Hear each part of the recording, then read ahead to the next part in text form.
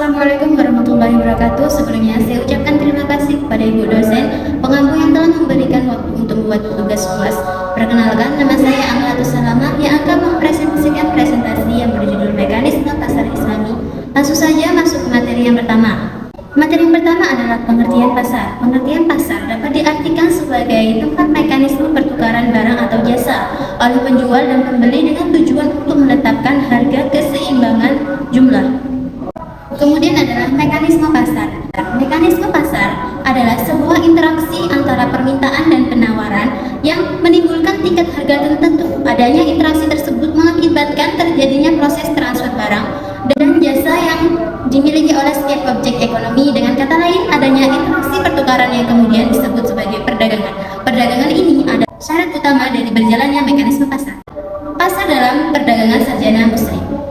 Pasar telah mendapatkan perhatian memadai dari ulama klasik seperti Abu Yusuf, Al-Ghazali, Ibnu Khaldun, Ibnu Taimiyah. Pemikiran-pemikiran mereka tentang pasar tidak hanya mampu memberi sisi yang tajam tentang apa yang telah terjadi pada masa itu.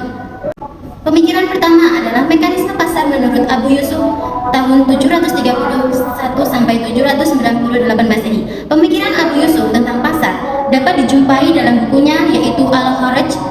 Di dalam bukunya tersebut, ia menjelaskan beberapa prinsip mekanisme pasar. Ia telah menyimpulkan bekerjanya hukum permintaan dan penawaran pasar dalam menentukan tingkat harga meskipun kata permintaan dan penawaran itu tidak ia katakan secara eksplisit.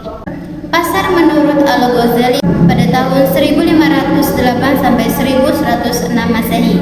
Al-Hilyah Umuddin karya Al-Ghazali juga banyak membahas topik-topik ekonomi termasuk pasar dalam pengampu oknumnya. Ia telah membicarakan barter dan permasalahannya, pentingnya aktivitas perdagangan dan evolusi terjadinya pasar, termasuk bekerjanya kekuatan permintaan dan penawaran dalam pengaruh harga.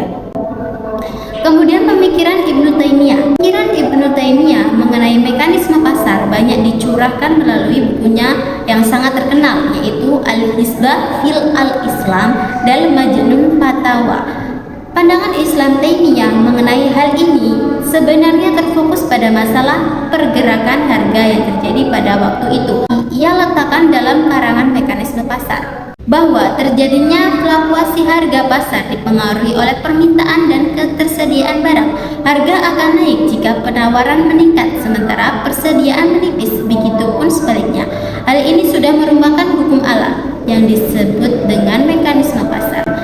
Kemudian mekanisme pasar menurut Ibnu Khaldun pada tahun 1332 sampai 1383 Masehi. Pemikiran Ibnu Khaldun tentang pasar termasuk dalam buku Al-Muqaddimah pada bab harga-harga dan kota-kota.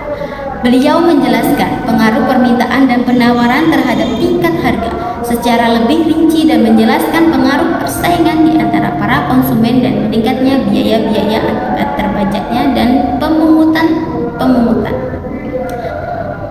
terhadap tingkat harga. Ia juga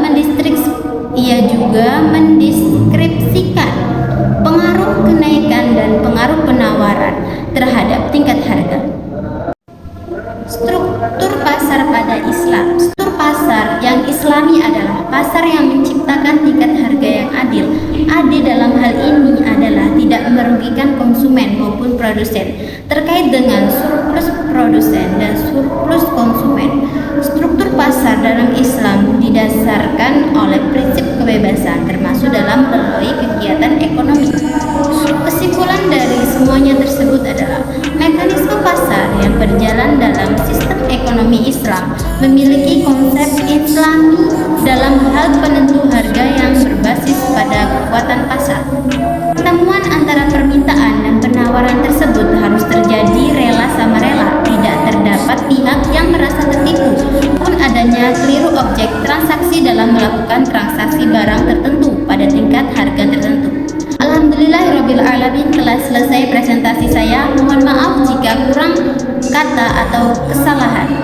Siang-siang pergi ke kota, jangan lupa beli alpukat. Demikian presentasi saya, semoga bisa bermanfaat. Cukup sekian dari saya. Wassalamualaikum warahmatullahi wabarakatuh.